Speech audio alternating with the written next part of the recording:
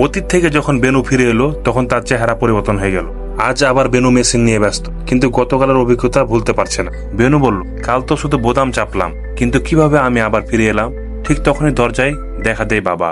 বেনুর বাবা তাকে জিজ্ঞাসা করলো, তুই সারা রাত কোথায় ছিলি বেনু? বেনু গম্ভীর মুখে হেসে ফেলে। বেনু বলল, আমি টাইম ট্রাভেল করছিলাম। বাবা অবিশ্বাস্য ভাবে তাকায়। বাবা বলল, আবার এই টাইম পাগলামি শুরু করলি? বেনু বলল, আমার বাবাকে বোঝানো যাবে না, কিন্তু আমার প্রমাণ দরকার। বেনু আবার চুপি চুপি মেশিনে বসে। তখন টিং করে শব্দ করে, হালকা বাতাস আলো ঝলকায়, ধোয়া ভিতর থেকে ভেসে আসছে এক অজানা কণ্ঠ। বেনু, বেনু, তুমি কি এখন ভবিষ্যতে? তবে কি বেনু পৌঁছে গেছে ভবিষ্যতে? সে কি ফিরে আসতে পারবে?